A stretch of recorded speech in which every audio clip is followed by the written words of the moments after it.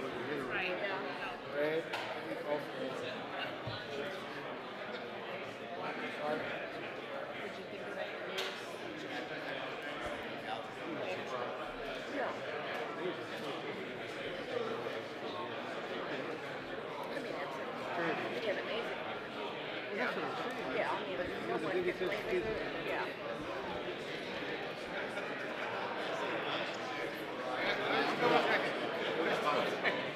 I know it works. Okay. Yeah. Yeah, I'm not surprised. I mean, my phone is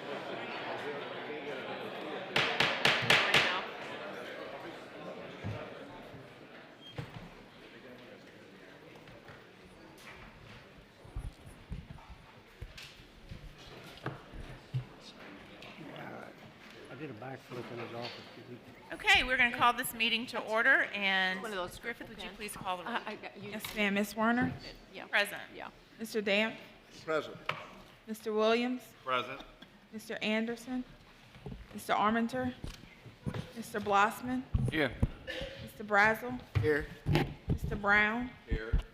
Mr. Shadowland? Ms. Jones? Here. Mr. Mallett? Here. Mr. Moore? Here. Mr. Perry? Mrs. Starnes? Mr. Woods? Here. Mr. Yarborough? Here. You have a quorum. Thank you. Vice President Richardson, would you please introduce the guests today? Madam Chairperson, I'm very pleased to introduce Mr. Tay Moore and Mr. Bridget Seegers. Tay is going to give the invocation, and Bridget's going to do the Pledge of Allegiance, and I want to introduce them to you more formally, let them make some comments to the board. Tay?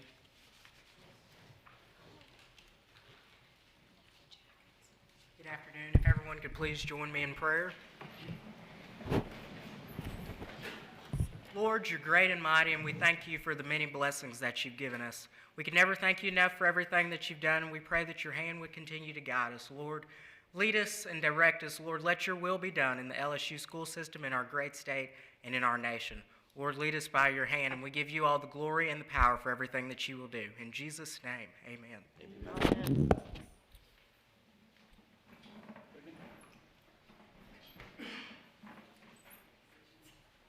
Attention, salute, pledge.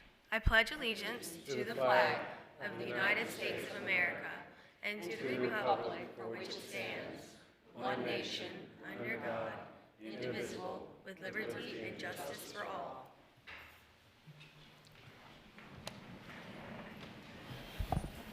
Great deal of pleasure. I want to introduce to you Mr. Tay Moore.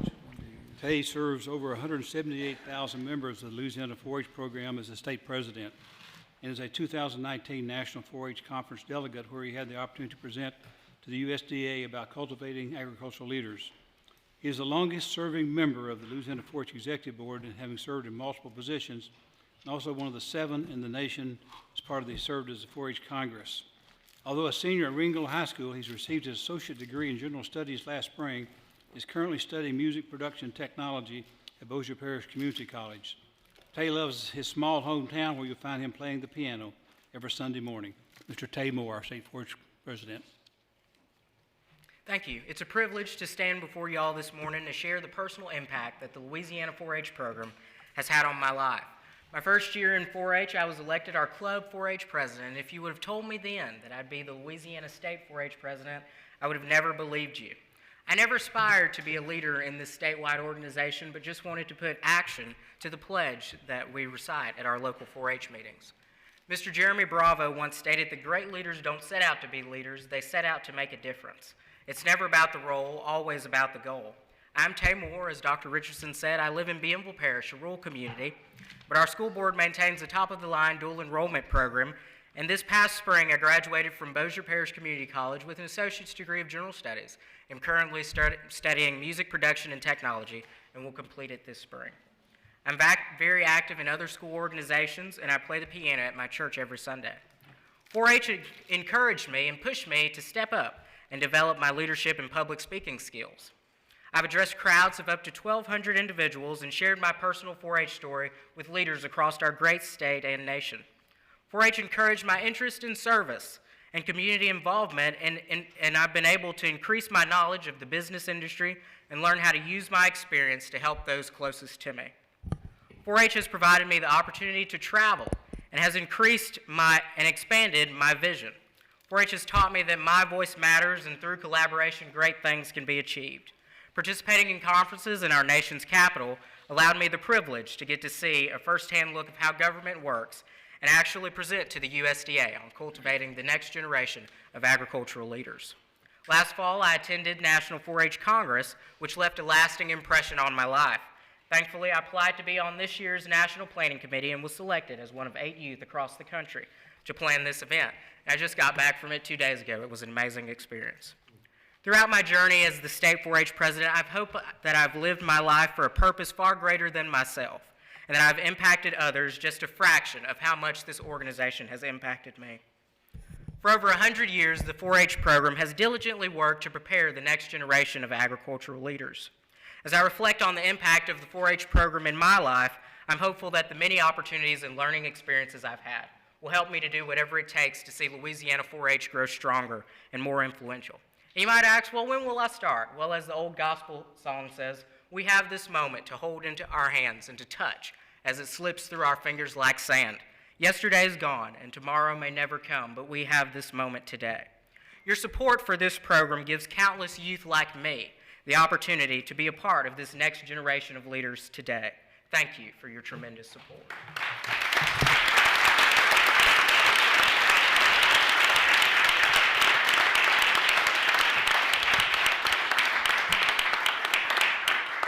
Next is Miss Bridget Seegers. Bridget is a senior in Covington High School in Covington, Louisiana. After joining 4-H in the 5th grade, Bridget found her passion for healthy living, agricultural civic engagement, and wetlands conservation. At the 2019 National 4-H Conference in Washington, D.C., Bridget spoke to members of Congress about the future of agriculture and the 4-H program's impact. This summer, Bridget was elected to serve as the Louisiana 4-H State Secretary. When she's not at a 4-H event, Bridget is drafting legislation with Louisiana Legislative Youth Authority Council, are winning national championships in our high school's powerlifting team.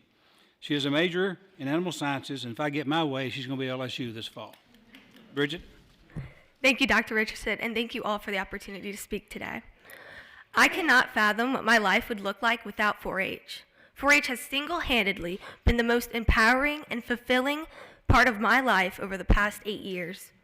4-H has taught me to go beyond my limits, defy the ordinary, put others at the center of my life, and set future goals that will undoubtedly change the world. In 5th grade, I joined my elementary school's 4-H club.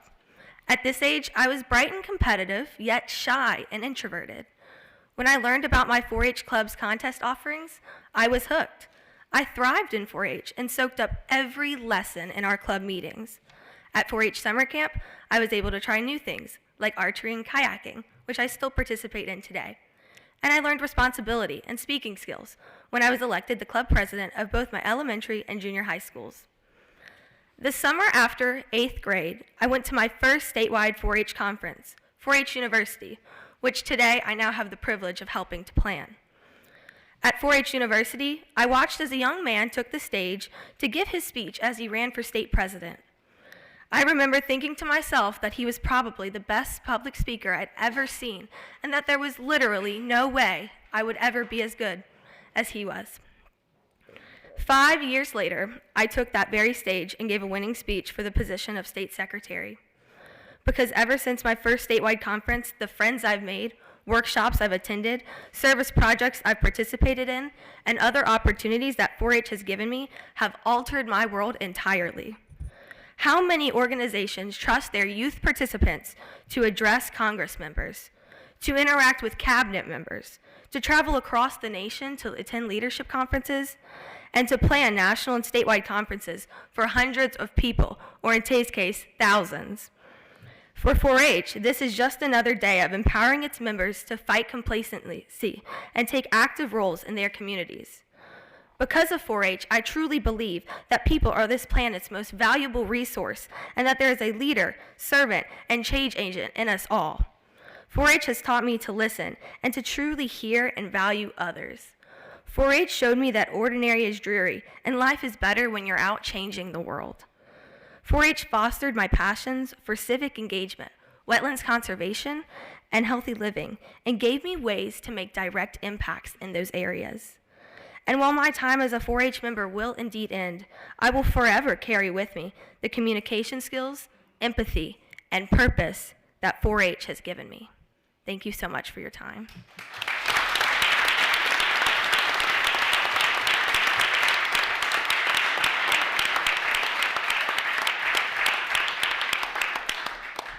A couple of just average kids in our 4-H program.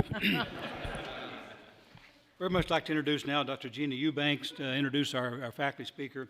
Dr. Eubanks is the Associate Vice President for Nutrition Programs, and we'll introduce the faculty speaker on to talk about the 50th anniversary of one of our nutrition programs. Dr. Eubanks. Thank you. Thank you, Dr. Richardson. Good afternoon. 50 years of the expanded food, nutrition, and education program. The young lady that will share information about this program with you this evening has worked for the Ag Center for 25 years.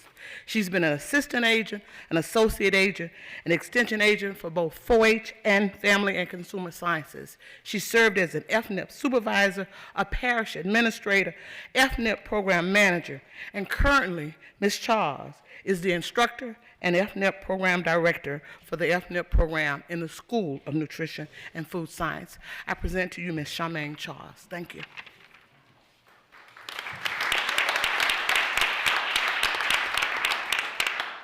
Good afternoon, and thank you. The Expanded Food and Nutrition Education Program has been around for the past 50 years. Our program is a program where we target limited resource families trying to provide nutrition education and improve the lives of our most despaired families. Our program is a paraprofessional delivery model.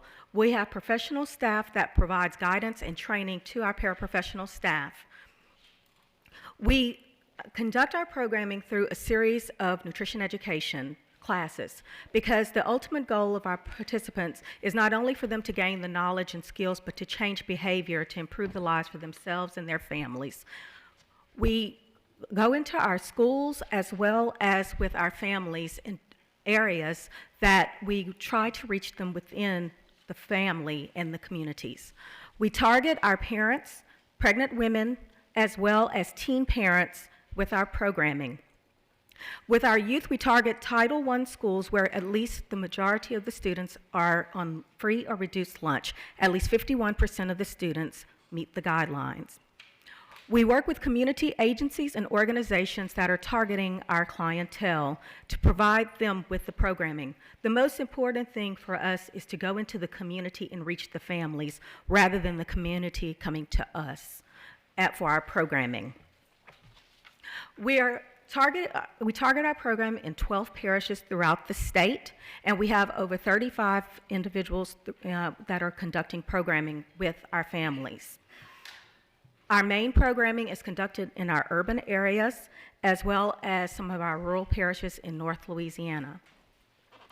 We have 5 priorities for our programming: nutrition and diet quality, physical activity, food safety, food resource management, as well as food security. And one of the main goals that we try to do is to teach our families how to manage their resources so that they can provide enough food for their families throughout the month and to make those healthier choices on their available resources. For our programming in 2018, we had over 1,600 adults to participate in the program and over 10,000 youth. In 2019, and our program operates on the federal fiscal year, October 1 through September 30th, which we just closed out, we increased our programming for over 1,700 adults with a series of at least 8 lessons that they've participated in, as well as our youth with at least 6 hours of contact in programming within the schools, community agencies, churches, youth programs, and et cetera. So our ultimate goal that we want to do is to still increase those numbers and increase our outreach for 2020, which we've just begun our program year. So I would like to thank you all so much for having us and for honoring our program. It is such a wonderful opportunity to meet some of our families that are in some of the dire situations, but to see them make those impacts and those outcomes is such a benefit to us, and we continue to want to serve our communities in the parishes throughout the state. Thank you.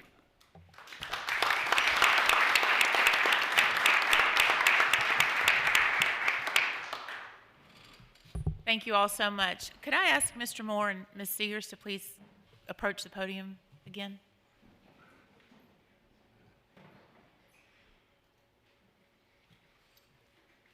On behalf of the entire board, I want to thank you both for taking the time. I know we're nearing the end of your semesters, and so you've taken time out of school right before your exam time comes up to join us here today. This was a tradition started many years ago by a previous board chair to bring students who are taught or served under the LSU system, whether they be students on this campus or one of the satellite campuses, or in your case, 4-Hers, and a program that is near and dear to our heart here at LSU, but especially in my family personally. And I want to just commend you both. You have presented yourselves and represent the state of Louisiana in such a magnificent way. You are definitely our best and brightest, and I want to thank Dr. Richardson for allowing you to come today to represent the entire organization. You have blown me away. I think we are looking at a future governor, definitely a titan of the music industry perhaps, and perhaps a future member of this organization right here, this board. So thank you both. You represent Louisiana so well. You represent the values that we all work toward every day. I am most heartened in this very difficult time that we are in our nation and in our state, coming right out of a political season, to hear you both talk about reaching out, getting to know people, listening, and making relationships. And young man, young woman, that is how this country and this state is going to go forward. So thank you so much for exemplifying the work of 4-H and how it is still, in 2019, one of the most vital components of high school education that we not only offer here in Louisiana, but across the globe. You represent it very, very well. Thank you for joining us today.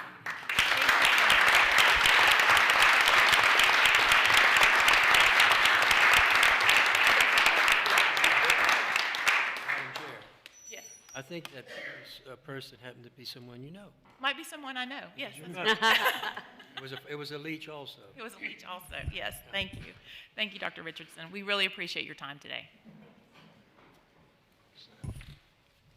We have no one registered for public comment, so we're going to move on to the next item on the agenda. It is my distinct honor to introduce our newest Boyd professor, Gabriela Gonzalez, and to invite her to share her thoughts and comments with our board today. Dr. Gonzalez. Let me just first, if I could, do a brief introduction to Gabby, if that would be good. Yes. I am thrilled to introduce our 77th Boyd professor, Dr. Gabriela Gonzalez. Dr. Gonzalez is preeminent in the field of gravitational wave research.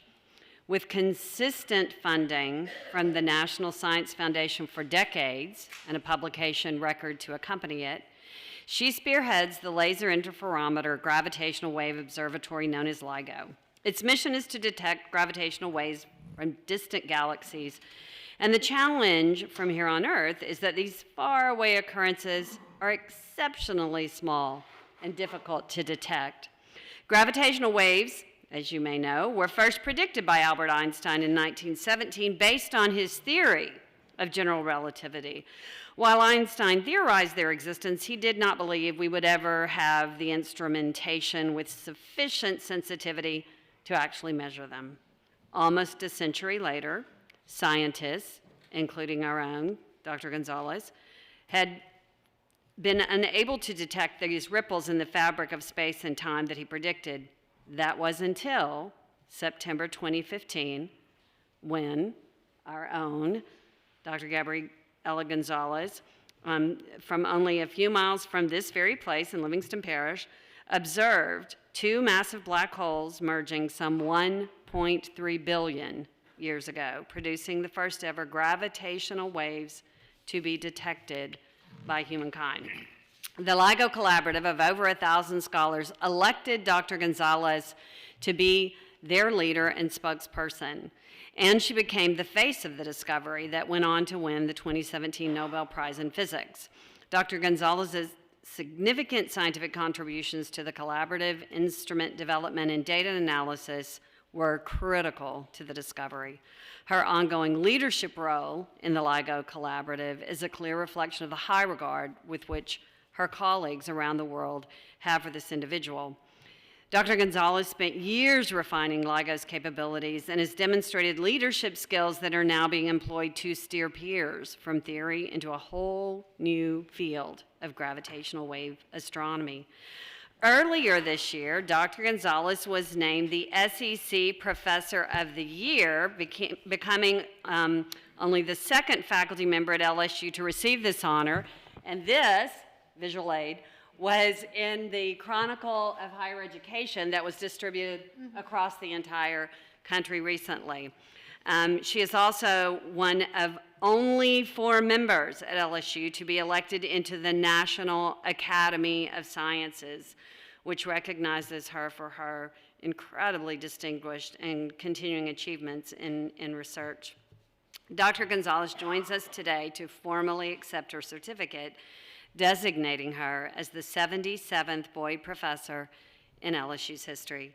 Before formally welcoming Dr. Gonzalez to say a few words, I would like to show a little video some of you may have seen on occasion if you've been watching LSU football, and I assume you have, that is noting her amazing work and career accolades in physics and astronomy.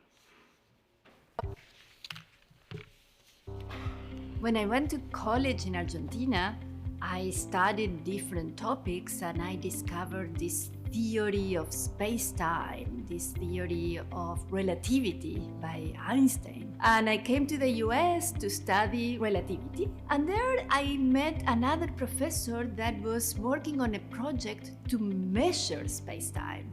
Here in Louisiana is one of the LIGO observatories. I was helping to put it together, to design it. So when they offered me a faculty position at Louisiana State University, that was a dream come true. These are very exciting times in physics and astronomy.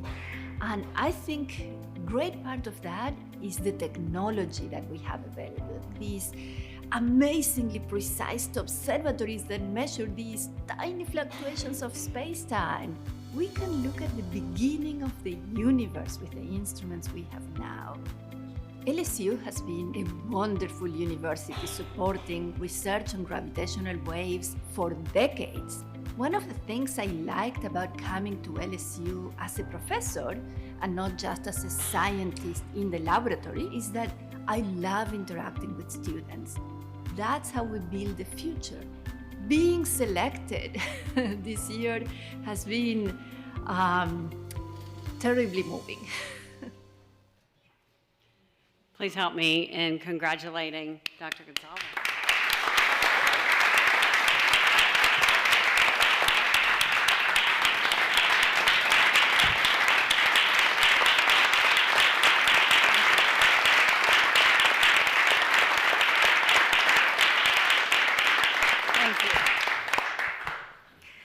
Thank you so much. Thank you to the Board of Supervisors for this recognition. It has been an amazing recognition that I take on behalf not of myself, but the people who helped me get here, people in my family, in my department, in the college, the colleagues, not just at LSU. We have a big team here at LSU working on this research, but we have a great department, we have a great college, we do many things together, and we lead the world in these scientific activities, and it shows. I want to remind you, may or may not remember, but LSU has been working on the area of gravitational waves long before it was fashionable. Now, every university wants to hire professors doing gravitational waves. In the 70s, when this started, long before I got here, it was LSU, one of the few universities in the world that thought gravitational waves was something worth doing. And that was one of the reasons why this LIGO detector is here in Louisiana. That was because of the support from LSU and from the state of Louisiana. That's what brought me here 18 years ago when things were still difficult and not that fashionable. And that's why I'm still here and very, very proud of calling me a Louisianan. Thank you.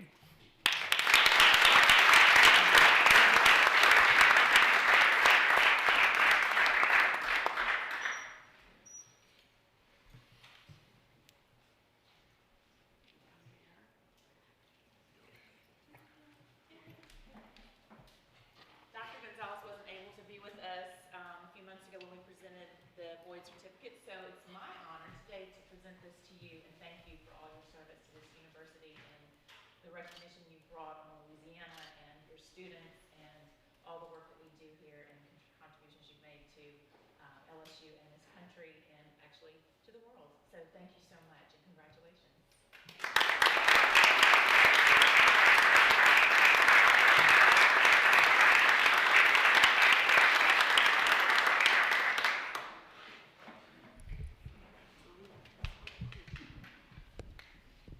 I'd like to add just three things to that. As LSU continued to search for this impossibility, MIT gave up on it in the mid-90s and bowed out of it. Since the discovery in 15 and the scientific discovery of 2017, Professor Gonzalez, we've had 16 new discoveries since then? 37. See, every week there's another new discovery of things going on. It's redefined astrophysics, and it was the first scientific discovery of the century that was qualified as the physics discovery of the century. What is that award? Because that's very significant. Yes, it was called the scientific milestone of the century mostly because it had been 100 years since Einstein's theory of relativity that predicted it. But it was also chosen the first detection in 2015 that Provost Haney talked about, and another detection in 2017 of the merger of neutron stars that produced light that was detected by many other observatories, many other telescopes. Those two events were chosen as the discovery of the year by Nature and Science magazines. So that was amazing too. Well, I can tell you when Dean Peterson and I were at the Oak Ridge Laboratories, that the greatest scientists, many of the greatest scientists in the world that are there from all over the world, they were watching everything going on at LIGO. They knew everything going on down here. And that's really a testimony to what is being discovered right down the street, along with many of our students who are very engaged in what's going on at LIGO each and every day. And if I may have a plug-in, if you give me another minute. Go ahead, please. I'll tell you that this has become an example of how many things you can do with a discovery. You can talk with people, you can make people excited about higher education, about science, about scientists talking to the public. We received, not that long ago, a grant from the Patrick Taylor Foundation to use the discovery of LIGO for exciting students, high school students, into going to college. And as part of this, we will have in February Nobel Prize Dr. Kip Thorne coming to talk to students in Louisiana about the discovery. Thank you. Thank you so much.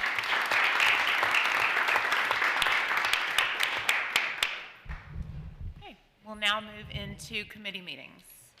Mr. Brazel, would you please convene the Academic and Research Committee?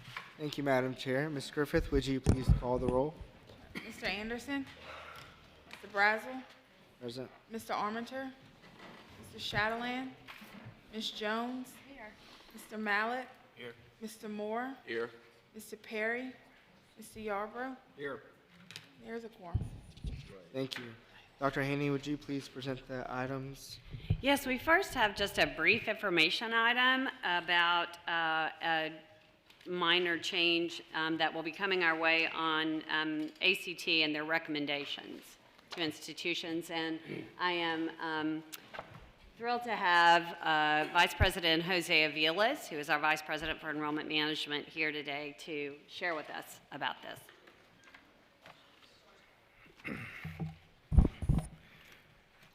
Well, good afternoon.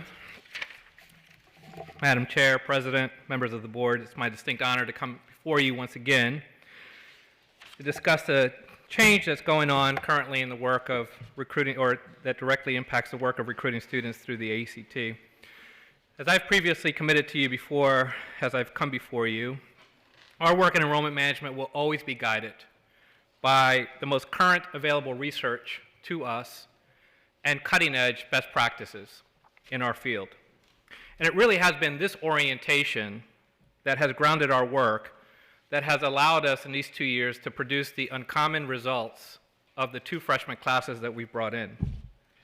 Because we don't just shoot from our hip, but we listen very carefully to what the research tells us, and we allow that research to inform our practice.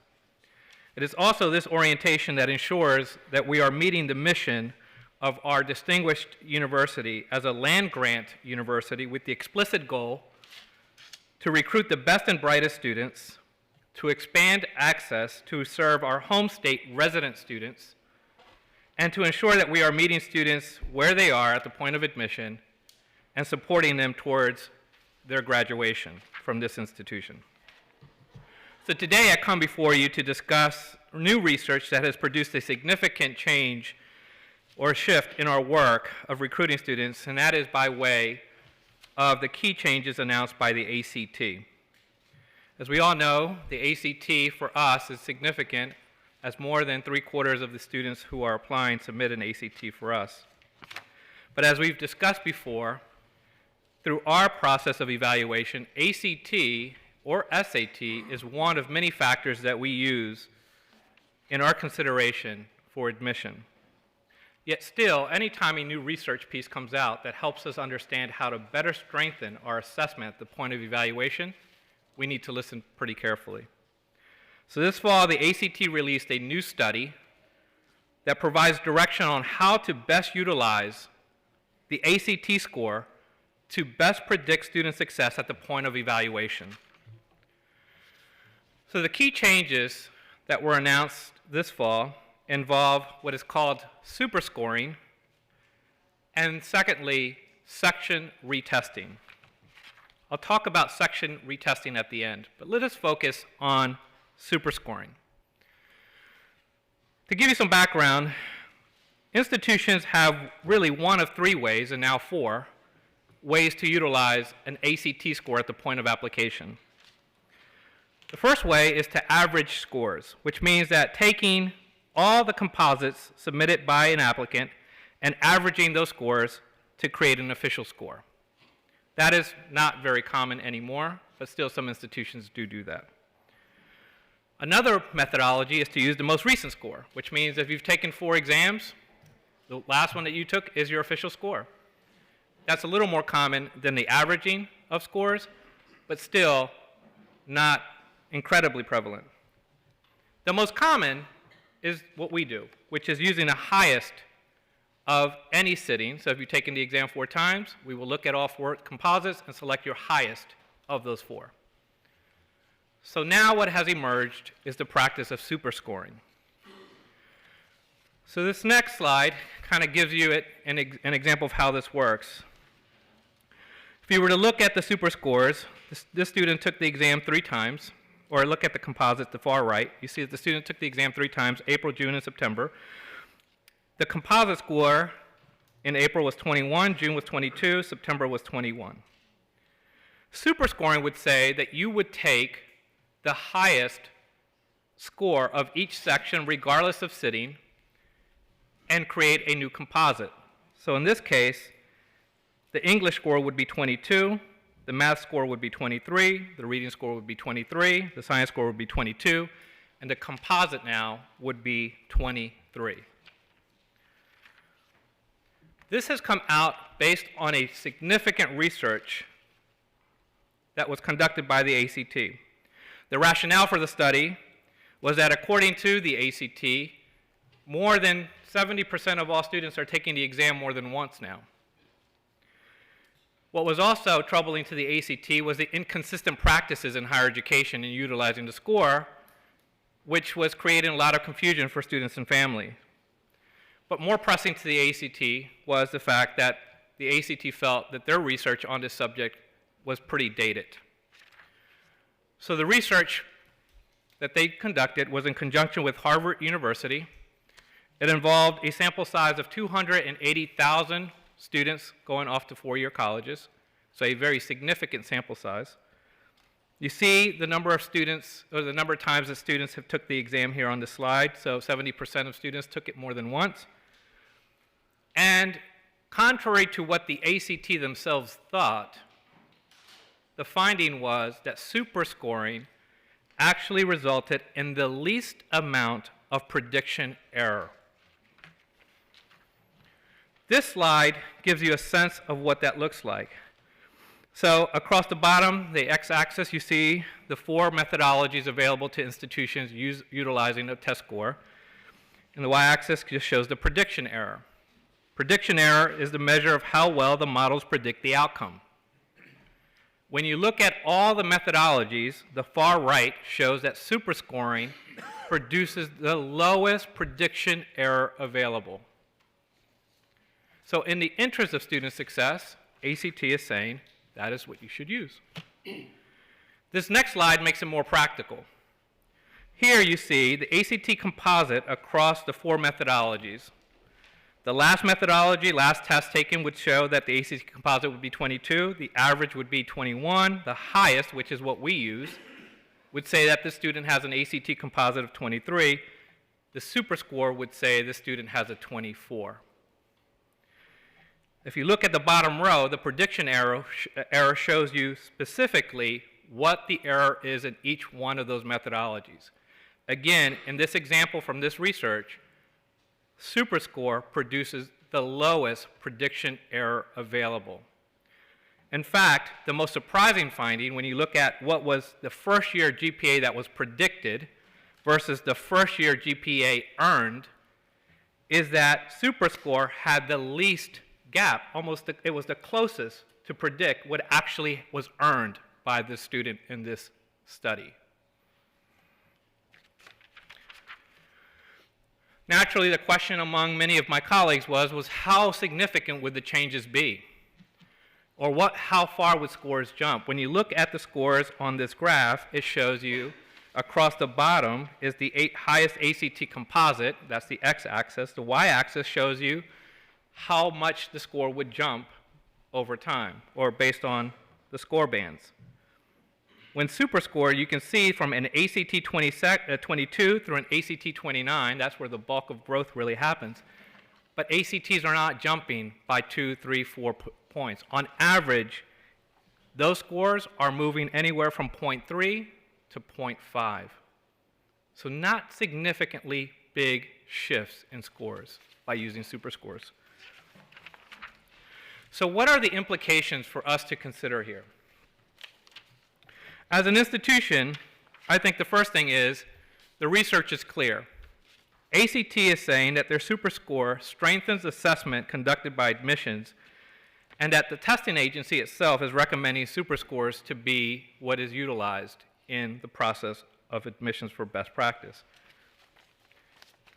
That's the first thing. According to the ACT, their statement is very clear. Our findings surprised us, according to the report.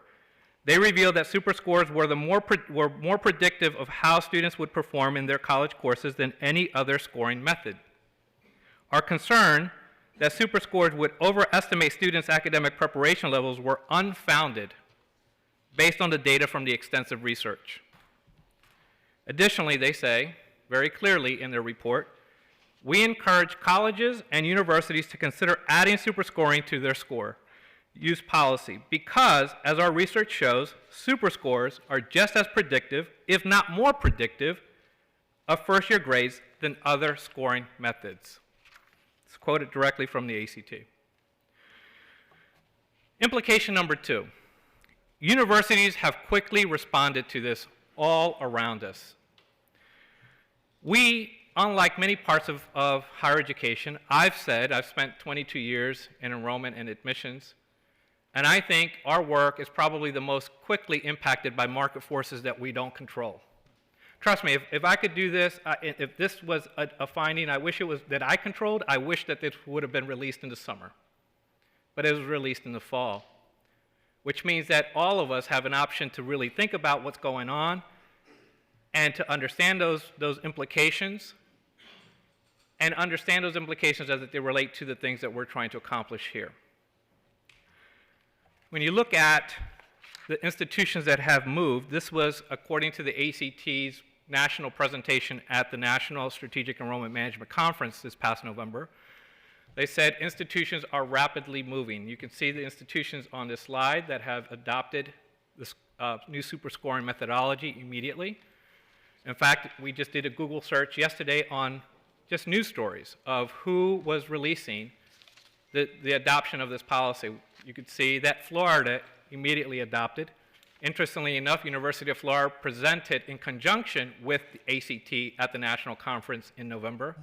So they were well up to speed on what this report and this research was signaling. But Vandy released October 17th, and Rice University just released as well that they are going to superscoring. In the SEC, we know that University of Florida, Vanderbilt, University of Georgia, University of Tennessee, and Arkansas have announced that they will be adopting superscoring. Some institutions at this point are saying they're considering, and many aren't saying anything. For us, that means what is the competitive advantage or disadvantage that we have at this point? It's totally unclear for us. The third implication is that ACT is directly informing students and families that it is in their best interest to look at superscoring as their score. This website was stood up right after the announcement to point it at parents and students, and directly quoting from their website, colleges who superscore the ACT see it as a student-friendly method of testing that best aligns with their holistic approach to admitting students to their school. So this isn't something that is quietly being rolled out. Students and families are very clearly being told, this is something that's in your best interest. And then lastly, the last implication is that it's coming our way whether we like it or not. In the next cycle, ACT is going to allow for section retesting, which will work this way. If I sit this month in November to take the full battery of the ACT and get my scores, and I'm not happy with my math score, I can re-register in January for only the math section of the ACT and not take any other part of the ACT. So for an institution, we will have, as a record for that student, a full battery of the exam that was taken in November, but January we would only have a math score associated with that date. So we will be coming, whether we like it or not, the entire industry, into superscoring the ACT. And that's inevitable. It will be the lay of the land next year. Madam Chair, may I? Yes. Dr. Aviles? Yes, sir. Are you recommending that we adopt this superscoring method? I'm presenting the research. I think it's best for us as an institution to think about what's best for us to do. My concern is, and I'm not disagreeing with the research, but I don't find it odd at all that the research from ACT suggests that taking the ACT more times is in the student's best interest. I agree. And my concern there is that students who are from not as privileged a background can't afford to take the test once, much less 2, 3, 4, or however many times. It shocked me to see that 15% of students take it 4 or more times. Right. If you superscore, what you're doing is allowing the students who can take it 4 or more times to have an advantage over students who can only afford to take it once. Right. Not to mention the refinement that comes along with taking it multiple times in terms of students who can hire tutors, take these preparation courses, absolutely, things of that nature. And while I'm not disagreeing with the numbers, I think that we need to look beyond the numbers. And my concern is, not just the ACT, but any standardized test, agreed, that relying too much on what they tell us is not going to produce the university that we want to see, which is a university should be an opportunity for people of all backgrounds. Yes. And obviously we want the best students, the best and the brightest, of course we do. But determining who those students are, I don't think is better served by selecting in favor of students who can take the ACT more times. Right. That is a view of mine. Yep. Do you have thoughts on that subject? Absolutely. Well, naturally, for those of you who know me, no question, the first thing that I looked for was the implications for students who are historically underserved. Those are the ones that are most vulnerable. But in the research, and I'll quote exactly what the study says, that based on the study, there was no implication to students regardless of their gender, race, or ethnicity, family income, or parental educational level that was found to be in this particular study. Research found that the differences in test performance between students groups did not change with superscoring, which shows that superscoring does not disadvantage one group over the other.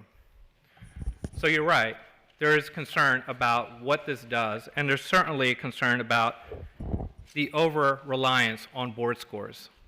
That's why this body and this institution boldly took the steps last year to adopt a holistic review process, which allows us to look comprehensively at students and not just solely make a decision on one single factor. So yeah, it's a concern. The research is saying that there is no impact on the study using 280,000 students as a sample size. Do you believe that? To some degree I do, because again, 70% of the students are taking the exam more than once anyway. And currently, the students who have the means to take it more, when they don't like their composite, they're doing it anyway. This now allows every student, even if you've taken it twice, to be able to take the subcomponents and create a composite that might be more favorable to you in the end. What's also true is that the ACT currently provides 2 free exams to students based on their income level, low-income students, and they're looking to expand that to 4. I would just suggest that allowing section retest only, these types of things, work to the advantage of children who can take it more than one time. And when you say 70% of students take it more than one time, that's 30% who are not. Yep.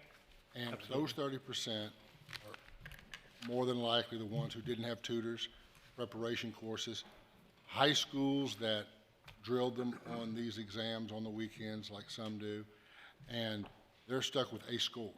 Right. And these changes allow the students who may have been taking it more anyway to even have an even further advantage than just taking it again, because now they can cherry pick the best scores. Right. They can retake a section only and then cherry pick scores. Right.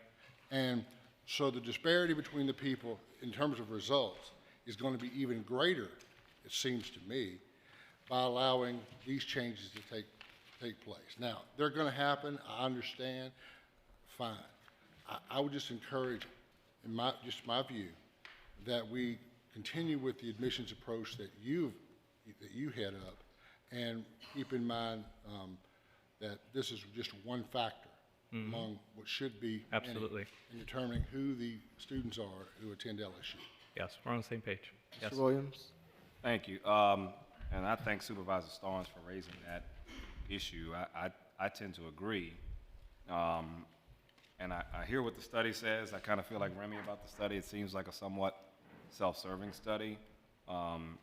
Depending on what we're going to do with the information from today, I certainly would want, this is me personally, would want to see us evaluate that. Because Remy's right. If you can afford to take the ACT 20 times, you know, it's going to put you at a distinct advantage over students who are going to scrape together whatever they can to take it one time and kill themselves for that one time. So I don't know I know you're presenting it for information today. I don't know what the plan is from here, but I think Supervisor Starnes raises an incredibly good point, and we don't want to create a situation. I mean, there are many reasons to look at this, but one that had not occurred to me is the one that he raises, and I think that's significant, and we should take care before we just throw it aside because there's one study that says summarily, oh, well, it didn't matter. How can it not have mattered? I mean, I would really like to understand how it is that someone who takes it once doesn't have, you know, is not at a disadvantage over someone who can take it multiple times and use the best part of each time to make a score that's going to compete with that one student's one score. Right. No, we are certainly, I mean, that's certainly a concern. Here's the other part of that we need to be aware of. Institutions are adopting this today. Every single day as it goes on, competitors to us are adopting this methodology. What that means on the ground for us is that a student, based on our composite, might show that they have a 28. That same student in Arkansas's funnel might say they have a 29. There is a significant implication there on the kinds of scholarships that are awarded to that student, and even what the student and family feels about what it LSU ACT composite will say about them versus what an Arkansas ACT composite would say about them. It puts us at a disadvantage in that regard, notwithstanding the other comments that have been made, which are certainly things that we need to understand. How does it put, hold on, let me follow up on that. How does it put us at a disadvantage? Presumably, if you're 29 at Arkansas, then they're comparing you, all your other peers are also subjected to super scoring. So that it's sort of apples to apples, and then when you apply to LSU, you just have your regular score, your highest score, you're applying to everybody else's highest score. It's not like they're taking, if you apply to Arkansas, they're going to use the super score. So why does that put you at a competitive advantage if we don't score it our way? There's not some objective pool out there where the score matters. Don't we set the criteria? Don't we set the line for admission? And so however we score it, it's uniform across the board, right? Yeah, within our pool, you're right. But why, if that person... But because that student in the marketplace, based on an ACT 29, is going to receive X amount of scholarships for us, From an that ACT university? from that institution versus our institution, which would be X. And for us, it could be anywhere from a $3,000 to $5,000 to $6,000, $7,000 difference in scholarship award. Well, so we're setting our line at a place where, in other words, if we know they super score, who knows where they set their line for scholarship? We're not setting our line, taking into consideration that we don't super score? But we want the student, and Arkansas wants the student.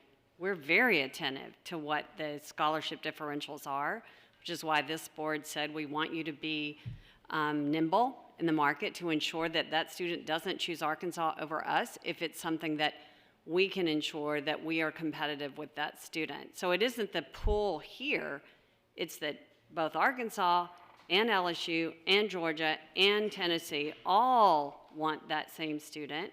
And you saw Xavier. Xavier wants that student, but if the student says, well, you're going to recognize me at a 29 and they're only going to recognize me at 28, well, I'm choosing them.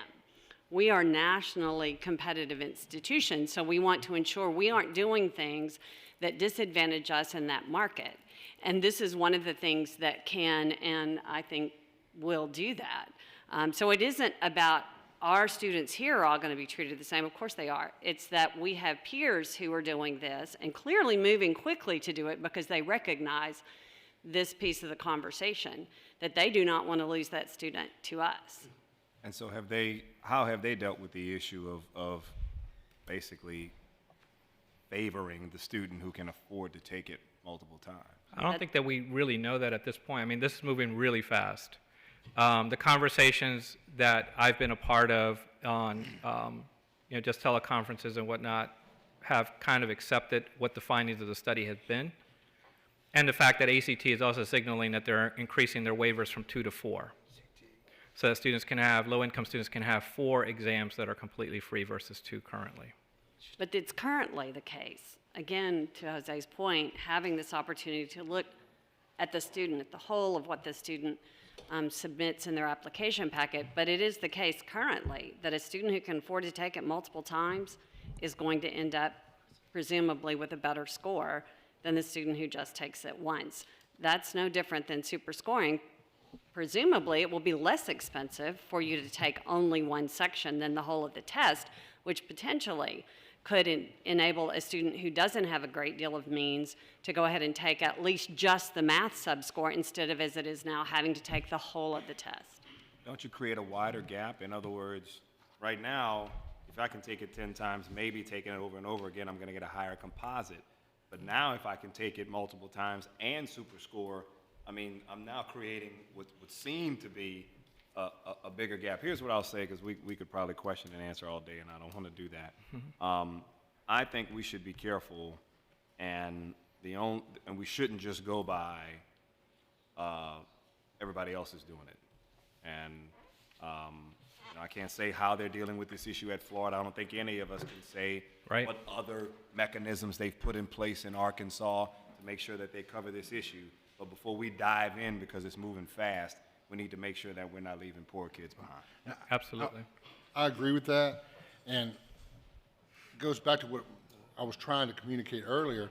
I think, obviously, we have to deal with this. It's a reality. Our competitors are using it, but I would encourage us to not de-emphasize the value of the ACT or any other standardized test when determining what scholarships we offer.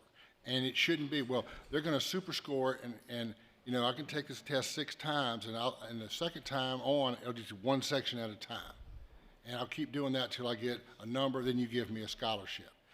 Let's don't play that game.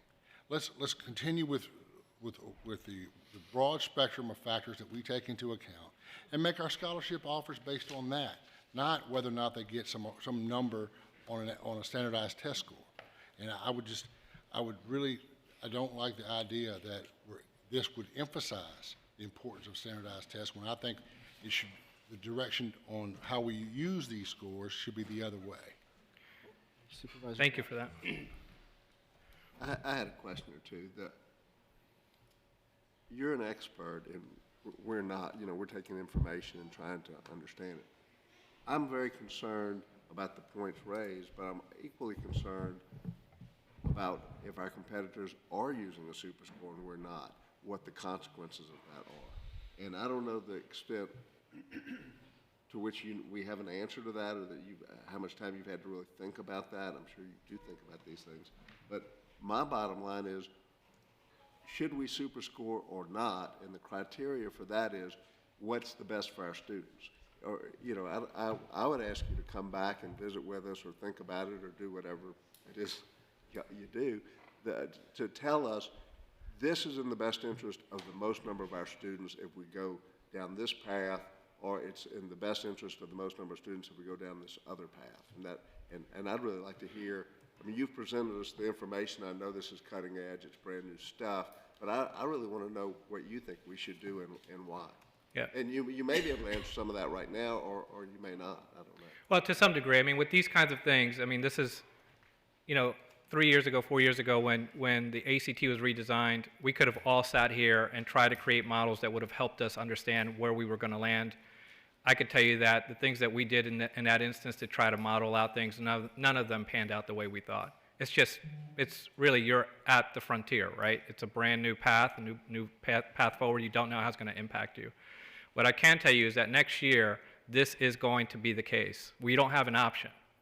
Next year, ACT is providing us a super score. That's what they're doing. Students are going to be submitting individual scores. This is a problem for this cycle. So, do we stand still and hope that we weather the storm and that we don't lose out to competitors? Maybe. That's an option. Do we go forward and implement super scores now, knowing that competitors around us are in fact moving in this direction now and pretty aggressively?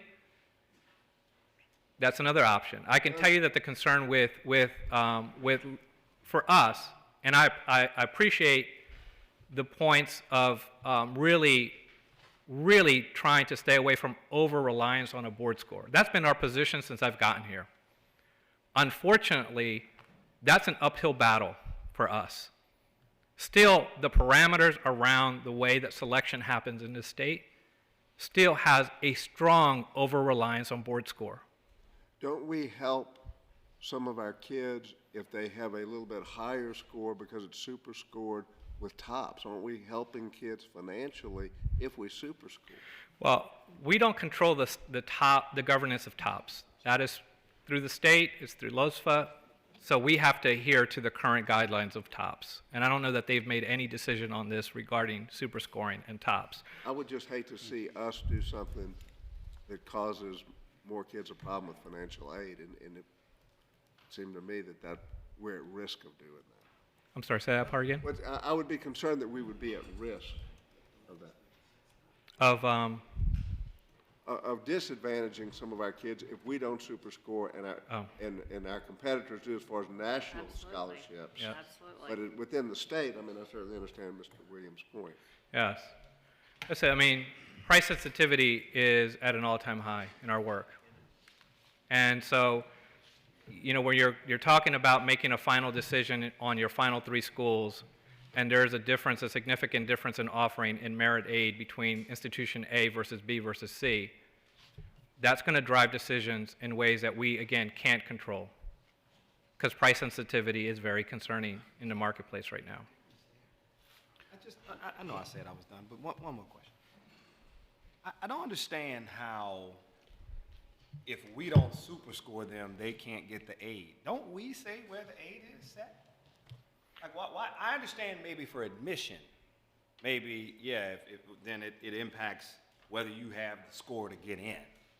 But to say, if we don't super score them, they're going to miss out on financial aid, because if you have a 29, you can get a scholarship at Arkansas, but if you have a 29 at LSU, you know, you don't. I don't understand why then our line doesn't reflect that we don't super score. I mean, don't we determine what level we award financial aid? But we don't know what students are shifting across Tennessee's funnel, Florida's funnel, Georgia's funnel, or our funnel. We don't know if students are going up, and to what extent are they going up. So how do we earmark where a student's going to be? Do we just say a 28 is going to get another $3,000 because we're scared that they might get more at 10? We would have no way of knowing how to compete. But how do you do it now? Super scoring didn't start just now. So, for example, last year, I know other universities do super scoring. I know people whose children apply other places and avail themselves of the super score. So how are you now competing? Right. It just wasn't as significant number of institutions. How are you doing it now, though? How do we deal with that problem now? If it's the issue, how are we dealing with it right We dealt with last year. It wasn't a concern. There's just not enough institutions that were super scoring in ACT. Now, as they're adopting it, it becomes a more concerning problem for us. That's the point. In the marketplace, every ACT attainment has a value. That's the way it works. We all, and the regressions that we use to award scholarships based on what the attainment is, it's market bound. It's not like we're just guessing to say a 28 is worth this. This is what we know about the marketplace.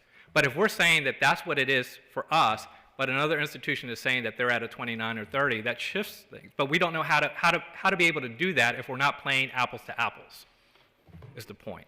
And because there's more institutions adopting it, it just puts us at risk. We're not saying that it's going to be the end of the world if we don't do it. I'm just saying that there's risk that this institution needs to understand that we're adopting or that we're embracing. Well, one thing, if I may, real quick. Super score, from what you're saying, is coming whether we like it or not. Yes. Okay, they're going to super score people's scores. If kids can go take just the math portion, they're going to take it, and they're going to send us the score. And we get the score from ACT, and it's going to be a 29. Right. We don't super score. We don't get all the information in and start messing with the number. The number comes from ACT, right? Right. Okay. Starting next year, the super score will be that way. Currently, right now, right, no, I understand. Right. I understand. So it is moving fast, and ACT is moving to where going from 2 tests to 4. Yes. Waivers. Waivers. That seems to, I don't know how many people take it more than 4 times. Is there a big number taking it more than 4 times? I think 15% of students were saying they took it 4 or more. 15% of the students? Of the marketplace, right. Okay, so 85% of the students take it 4 or less. Right. You know, we could run circles around here for about 15% of whether they're going to do it or not, taking it 10 times, okay? That number's going to rise, though. Well, but okay, it can rise, but with super score, and it's we're not stopping it. It's going to happen whether they like it or not. So if we can wait around and just let it happen to us, is what's going to happen. So, I mean, if we need to, I don't think we need to vote on anything today, but certainly if we need to revisit it, you better vote on it if you plan to, because if you don't plan to, you don't need to. We wanted to bring this information forward so that as this is coming up, it's all for discussions, presentation, for information, because it is in the news nearly every day. It's going to continue to hit, more and more and more often.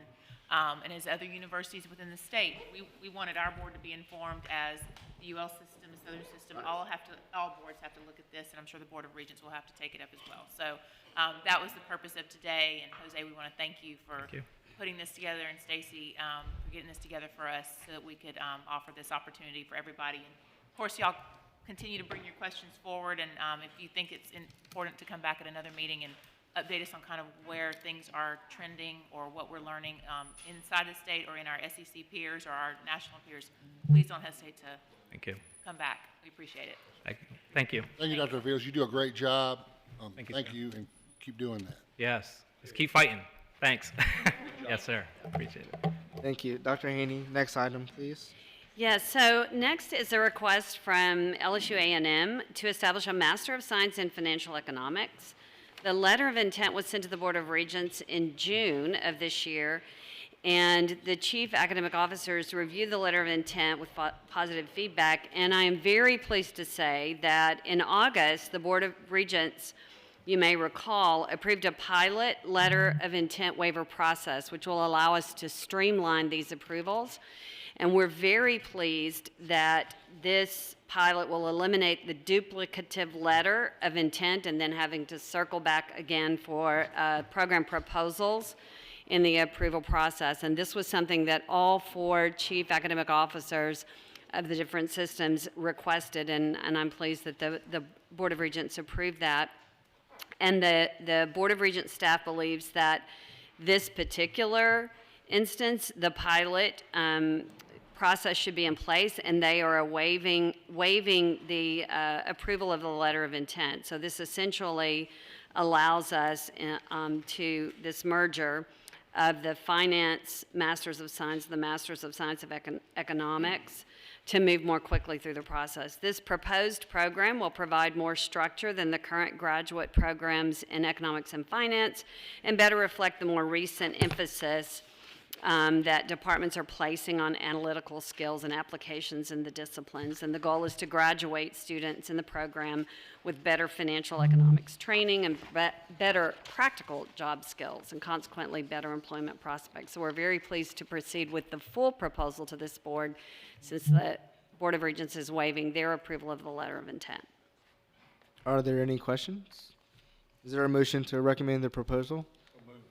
Second. Second? All right. It is passed. Next item, please. Yes, so next is a master's program in sports management that has emerged from a specialization in the MS in kinesiology. And this has become an online option in the fall of 2015, but online does not offer the entire MS in kinesiology, only the specialization of sport management. Enrollment in both programs, online and on campus, are acceptable. However, there's been a decrease in the last few years, which we believe is related to job postings that are focused on sports management, not kinesiology, in terms of the degree applicability. And several of our peer institutions currently are offering this standalone MS in sports management. So we are submitting this as a request. Are there any questions? Is there a motion to? So moved. Second. Second? All right. And it is approved. Next item, please. Yes, so we are requesting approval to establish a post-baccalaureate certificate in facilities management. Facilities management is an interdisciplinary business function of coordinating supply and demand of facilities and services within public and private organizations. Essentially, facilities management is the practice of coordinating the physical workplace with the people and work of the organization, integrating principles of business administration, architecture, and the behavioral and engineering sciences. Facilities management professionals routinely take part in construction projects and varied workspace management projects. They facilitate sustainable life cycle solutions for buildings, new ways of working initiatives, and business service innovation, and it will be 100% online. Are there any questions? So moved. Approved. All right. It is approved. Next item, please. Yes, we are requesting for the LSU Health Sciences Center of New Orleans to establish the Department of Interdisciplinary Oncology. And this is within the School of Medicine. This formation will allow LSU Health to optimize administrative organization of its cancer-related faculty currently housed in multiple different departments, and to better align the academic mission of these faculty with their work as members of the Stanley S. Scott Cancer Center. Are there any questions? Is there a motion? Motion. Is there a second? Second. It is approved. Next item, please. We are requesting from the LSU A&M campus, we received permission from the Louisiana Department of Education to offer an undergraduate teacher certification pathway in the area of young children aged birth to kindergarten. This certification will provide an educated workforce for high-quality early childhood experiences for children from birth through 5 years old. LSU currently offers the BS in Early Childhood Education grades PK to 3. However, the School of Education seeks to alter the name of the degree program to allow 2 areas of certification to exist within one degree program. The requested title for the degree program simply removes the grades PK to 3 so that the degree encompasses the full spectrum of early childhood education.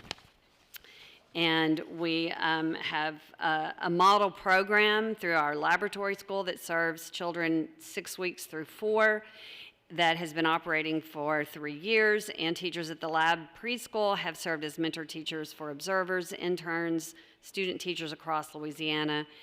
And this program has provided professional development to early childhood educators across our state, with MOUs established between St. Landry Parish and Iberville Parish Schools. And I know that the Board of Regents is very excited about this opportunity. Are there any questions? Is there a motion? So moved. Is there a second?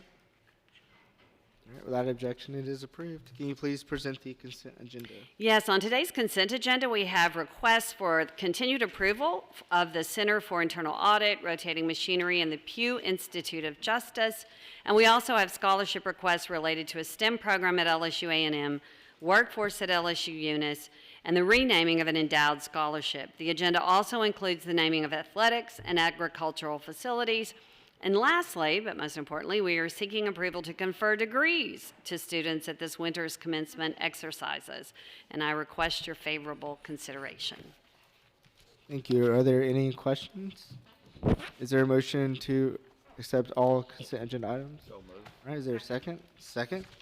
All right, it is approved. At this time, I will accept a motion to conclude the academic committee. So moved. Is there a second?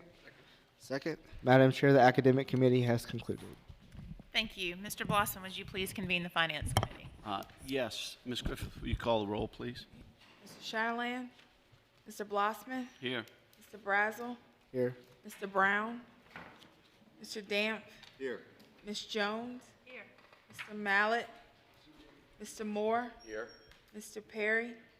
Mr. Yarbrough? Here. You have a quorum. Okay. Dan, Mr. Lazell, please. Yes, present the resolution.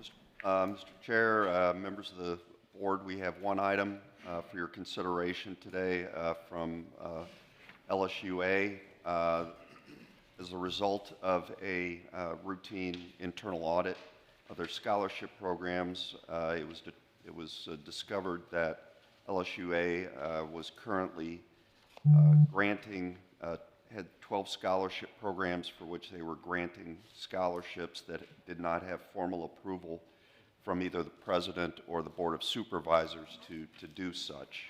Those 12 programs total on average about $1.7 million annually, and so the LSUA is requesting formal approval from the board of supervisors for to be able to continue to grant these scholarships. And Chancellor Carell, did you have anything you wanted to add? No, some of these have been awarded for like 20 years, and we found in the audit that they had not been approved, and they should have been, and we learned that we're going to do this from here on out for sure. But the students are already enrolled and in school and being awarded these scholarships, and we just need board approval if you would allow us to do that. I guess it'd be trouble if we didn't. Is there any discussion? Okay, hearing none, is there a motion to approve this? So moved. I'll second. Okay, it's been moved and seconded. Any objection? Okay, it's carried. Do I have any other items to come before the board? Okay, do I have a motion to adjourn the finance meeting? Moved and seconded. Any opposition? Hearing none, we're so concluded. Madam Chair. Thank you, Mr. Blossman. Mr. Woods, would you please convene the Property and Facilities Committee? Yes, thank you, Madam Chair. Ms. Griffith, please call the roll. Yes, sir. Mr. Woods? Here. Mr. Brown? Here. Mr. Chatelain? Mr. Brazel? Here. Ms. Jones? Here. Mr. Mallett? Here. Mr. Moore? Here. Mr. Starnes? Here. Mr. Williams? Here. Mr. Yarborough? Here. You have one more. Thank you. At this time, I'd like to ask Mr. Tony Lombardo to present our items for today. Mr. Woods, members of the committee, well, I'll present for the first time. I'll provide some context for the requested lease for LSU Online, and then turn it over to Tony to discuss many of the details. As you know, online, as we've the provost and Sasha Thackerberry and others have presented to you, as a significant part of our continued enrollment and budgetary strategy for the university. We are, based on our projections, we're looking at the revenues to the general fund from online growing from about $4.5 million in the current fiscal year to a little over $21 million in fiscal year 25. So again, it is a significant part of our, certainly our ongoing growth. In order to accommodate that growth, we are needing to move the continuing education, which is over online, to more appropriate space. They have outgrown the space that they are currently in. They're on top of one another in Pleasant Hall, and we've located suitable space for them there in the Louisiana Emerging Technology Center, which is on campus, on the perimeter of campus. This is very important for us to maintain proximity to campus for this program, which is why the space in the LETC is ideal. Moreover, a related impact from this move is that as a result of the Huey P. Long Fieldhouse renovation, we're going to need to move academic programs that are currently in the Fieldhouse into swing space. And so once that space gets vacated in Pleasant Hall, that will serve as the swing space for the programs that are currently in Huey P. Long. A couple of changes that we will be proposing to you for your consideration. Tony will talk about more from what you are currently received, is that as opposed to a 10-year lease, flat lease, what we're going to be proposing instead is to do a 5-year initial term with a 5-year renewal based on certainly the performance, various performance metrics that will be spelled out in the lease. While this is also not part of this particular item, this will ultimately be part of the cooperative endeavor agreement and the affiliation agreement that will be brought forth to the board for consideration in January, in order to provide greater transparency into the activities of not just the Research Foundation, but other foundations. Will be proposing that the Board of Supervisors have a representative or a designee from the Board of Supervisors to sit on the Research Foundation board, as well as other affiliate boards. So with that context, I would like to turn it over to Tony to talk about some of the specifics. Thank you. So as Dr. Lizelle mentioned, LSU Online is rapidly outgrowing or has already outgrown its current space. We will be moving, or subject to your approval, them into 21,000 square feet at the LETC building. The moment they move out, we need to be prepared to move the College of Education and Human Sciences into that Pleasant Hall space, because we have to vacate roughly 30,000 square feet in Huey P. Long to do that renovation. And although Online does not currently occupy 30,000 square feet, we're going to have to find a way to shoehorn them into that space. There's only a total of 16,700 square feet of available space on the campus at this moment, and it's not contiguous space. It's just pockets of offices throughout the 500 buildings. The largest single contiguous space is 4,100 square feet on the campus, so there are no practical opportunities to do that within our inventoried assets at this time. The base rent is $24.50, which is on the low end of the market study scale that we've done, plus $10.50 in construction amortization to bring it to a total of $35, which we feel is right in the range where we need to be and makes good financial sense for the institution.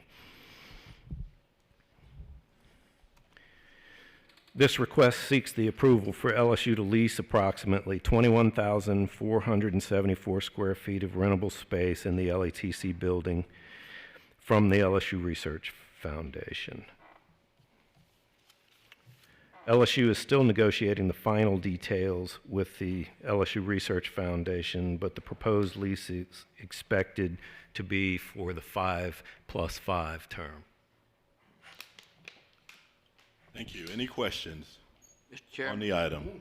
would you address, Tony, the $35? That seems a little excessive to me when you look at, compare it to market rates, $35 a square. There's a very significant build-out that is specifically programmed for LSU Online.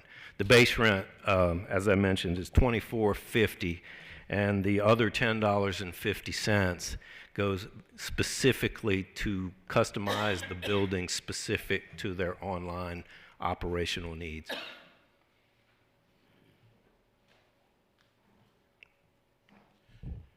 Any other questions? Mr. Mallett, you have any? I'll make a motion. It's moved. Is there a second? Second. Any questions? Any objections? Hearing none, move. Next item, Mr. Lombardo. Thank you, Mr. Woods. Item 2 is a request from LSU Ag Center to approve a lease of property for agriculture production, Iberia Research Station, Iberia Parish, Jeanerette, Louisiana. The Iberia Research Station includes 3 parcels totaling 275 acres. This request enables the Ag Center to lease all or part of the 275 acres for either sugarcane or cattle production. Any remaining property not leased will be retained for research programs. The Ag Center, pending the board's approval, will advertise the property, go through the public bidding process, and recommend to the president a lease to the highest bidder pursuant to Louisiana statutory law. Any questions on item 2? Is there a motion to accept?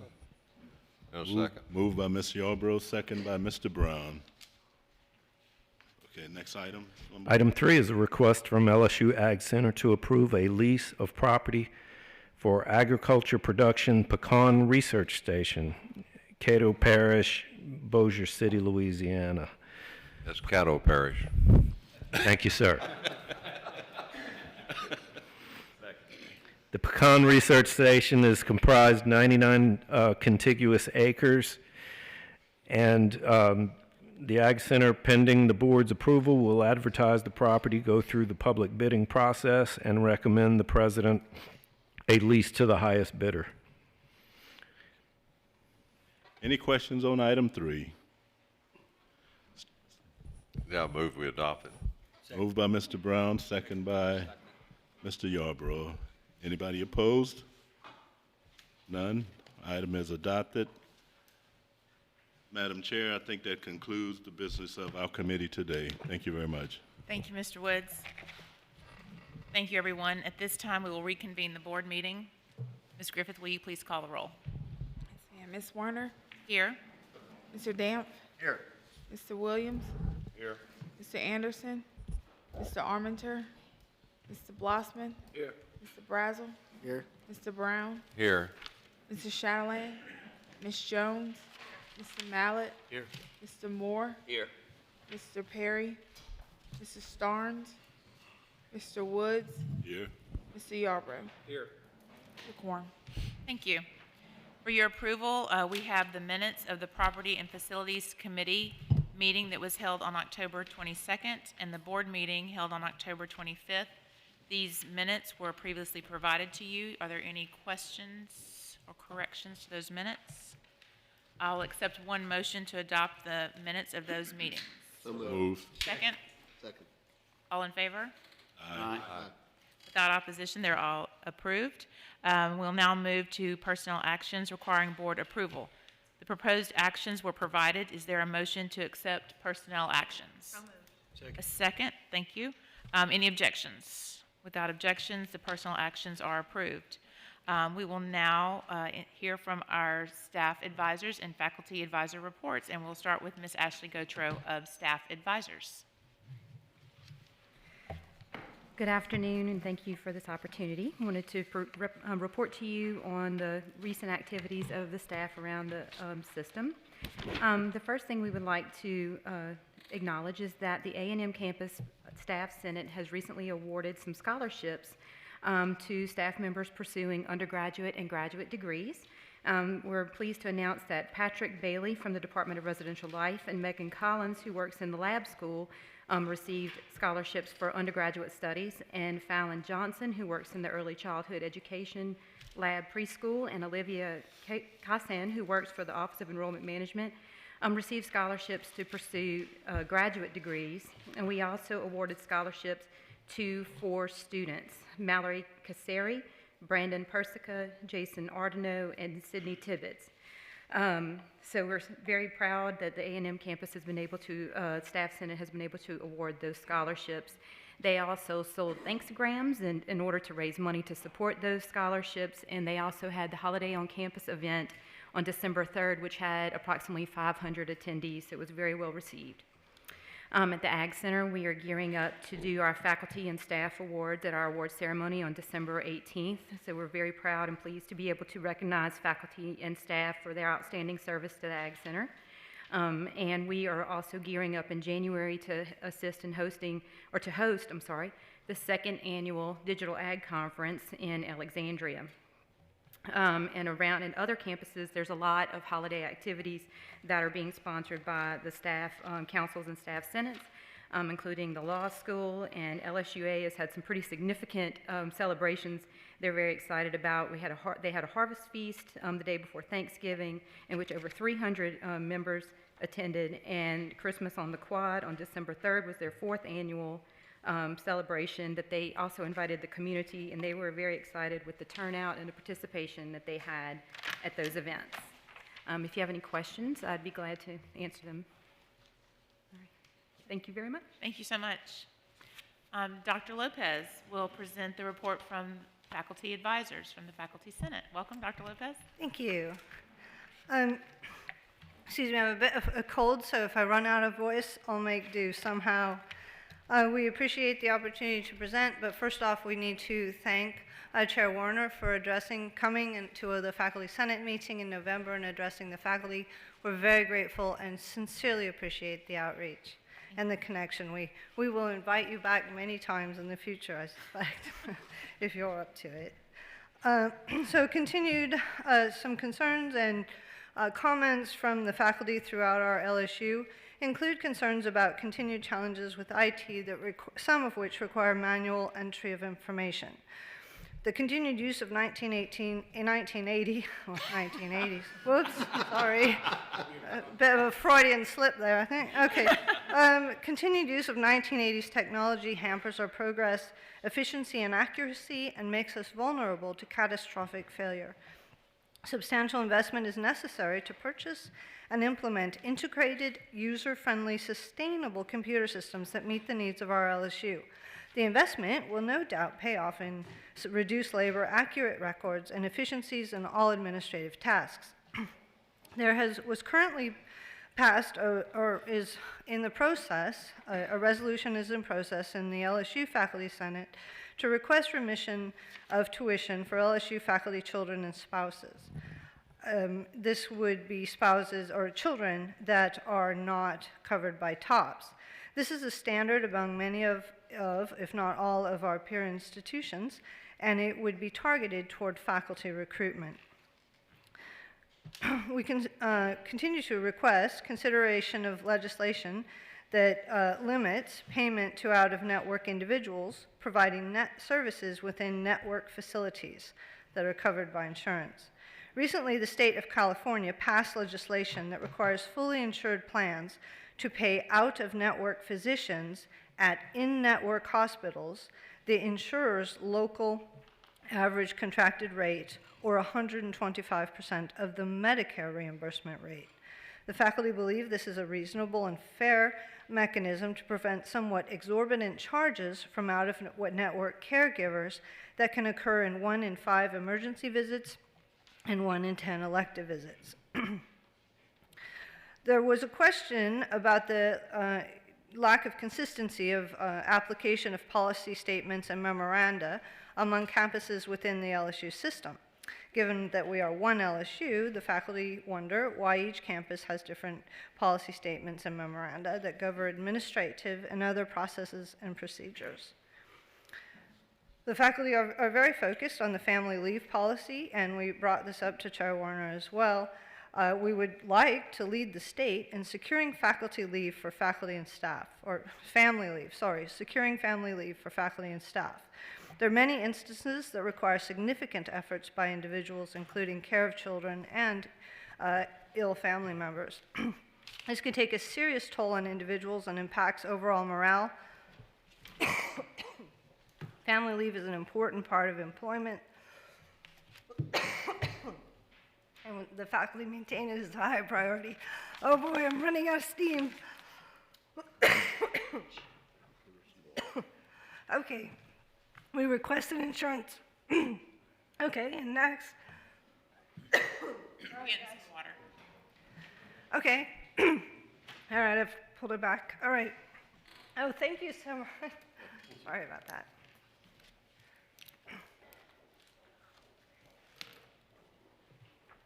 All right. There we go. Back in action. Okay.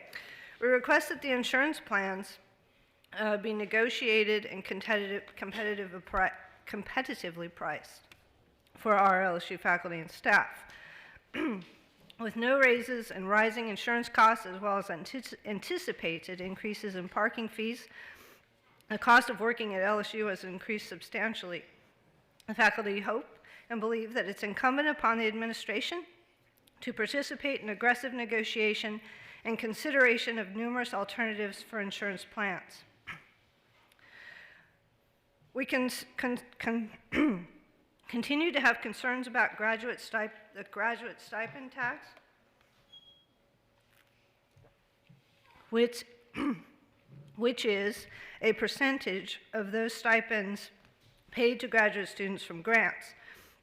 Our graduate students are the professors and top scholars, inventors, adventurers, and entrepreneurs of the future. The market for graduate students is competitive and small. The graduate student stipends offered at LSU are low, especially in light of very high fees. A tax was added to graduate stipends some 6 or 7 years back, and specifically known as tuition remission, and is currently 36% of graduate student stipends paid from extramural funds.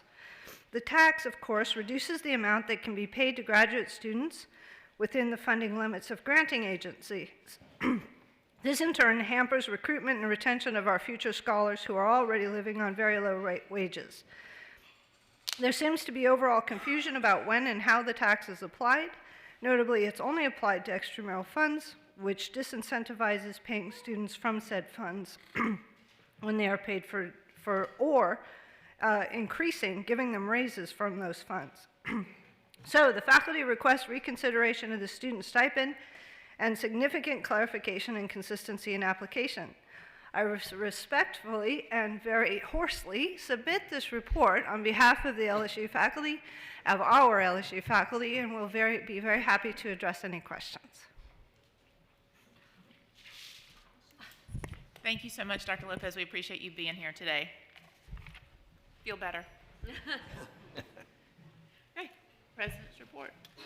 Thank you, Madam Chair. I'd like to point something out, and I'd like to commend Dean Cynthia Peterson on the pipeline issue. And when we talk about the gravitational wave, this newspaper was sent out to 36,000 East Baton Rouge Parish public school students, and it's called The Pursuit for Kids, and it's a College of Science newspaper, and it's just to give you some of the headlines: solve our brain games with science, make the best homemade slime, what makes scientists superheroes, and can you guess all the vertebraes, and citizen scientists. And it's a wonderful publication that every child in the East Baton Rouge school system received, and it's the importance of the pipeline. And the importance of the pipeline is that if we're going to improve on STEM and STEM education, we have to have a vibrant pipeline that is robust and full of students that want to study STEM and engineering. And like I've always said, our graduation rate doesn't start at orientation, it starts in preschool and kindergarten. So I commend the College of Science for this publication that will be doing this in the spring and fall. I'll pass it around so our board can take a close look at it. Also, a couple weeks ago, we had a very important report that was released by the Georgetown University Center on Education in the Workforce. That's Tony Carnevale's operation out of Georgetown. And it had some very important statistics. It took college scorecard data, and it took earnings, and it took debt. The two most important issues, I believe, are in American higher education at the moment. Certainly the student indebtedness is the top three issues in the presidential election. But what this study did is by putting those two together and putting a return on investment ratio together in a category that I think is perhaps the most important category, what it shows, which is earnings to debt ratio. Earnings to debt ratio, which I think every parent in the country would like to know before they make a decision on college. Certainly, students will like to know when they graduate from college. But this study that came out, and you can find it on the website, the Georgetown University Center on Education Workforce website, it demonstrated that LSU's main campus is the top public university in the Southeastern Conference in earnings to debt ratio, 13th best in the country among high research public universities in earnings to debt ratio. We rank 5th highest among all 50 flagship universities in the country in earnings to debt ratio. We rank 3rd highest among all 75 land-grant universities in the nation in earnings to debt ratio. This is not the only high ranking we received in this important report. It's not just limited to earnings to debt. In the category of median debt, which you're reading about every single day, LSU's main campus ranks 15th lowest among 93 high research public universities. Among the SEC's public universities, LSU ranked 1st in lowest median debt that our graduates will graduate with and leave our campus with. We also, according to this report, were the 4th lowest among all 75 land-grant, 4th lowest among all 75 land-grant universities in the nation. And we are 6th lowest among the 50 flagship universities in the nation in keeping our students out of debt. Furthermore, these rankings aren't just limited to the main campus. For example, among all four-year institutions in Louisiana, the institution that had the lowest median debt for students and our students upon graduation was LSU-A. So I'd like to commend our faculty and staff for what they're doing to produce highly valued graduates, at the same time letting our students get off to a start that most students aren't getting off to because they are saddled with much more debt than students from around the United States are. Some campus accolades. The first annual HBCU Day was held at LSU Health Center Shreveport on November 16th. Commend them for bringing our own HBCU students, of which 55 students from historically black colleges and universities participated, thanks to the Office of Diversity Affairs, Office of Academic Affairs, the School of Medicine, and the School of Graduate Studies. That's a good pipeline issue for our own Louisiana. Thank you, golly. LSU's NCBRT and ACE program was recognized by the U.S. House of Representatives for their exemplary work in training first responders that come to LSU from around the United States. We are indeed a center. We are indeed an important example of what a public university and a land-grant university can do in training first responders from nearly 50 different states in this country. The family of LSUE's first chancellor, Dr. Anthony Mumphrey, has donated memorabilia from the founding days of LSUE to the campus library for a display exhibit on the institution's history, and we thank that family for this wonderful gift. 3 LSU Ag Center researchers and extension educators received the National Excellence in Multi-State Research Award from the Association of Public Land-Grant Universities, or APLU as we know it, which is the most important public university national organization in the country. And that award was also given by the U.S. Department of Agriculture. Also like to congratulate 2 new deans on the flagship campus. Dr. Roland Mitchell will be leading the College of Human Sciences and Education. Dr. Troy Blanchard will be leading the College of Humanities and Social Sciences, and they were named within the last month.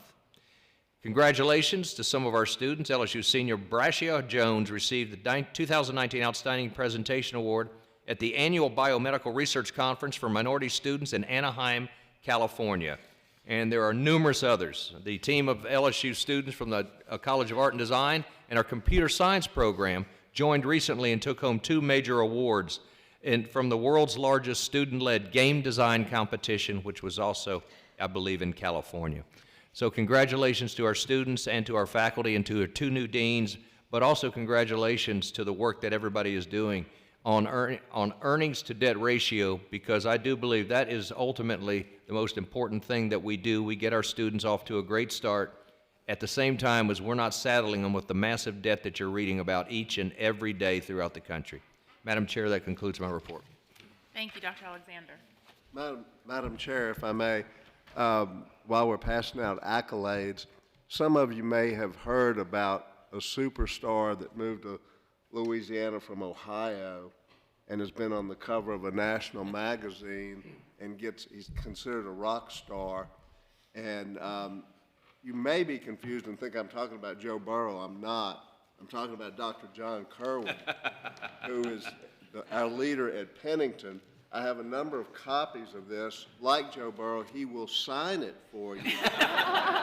And if you don't believe that he's a rock star, it says he is a rock star with impressive credentials. He's not only one of the smartest men you'll ever meet, but blah, blah, blah. He's also one of the nicest people you'll ever meet. So I'd like a round of applause for us.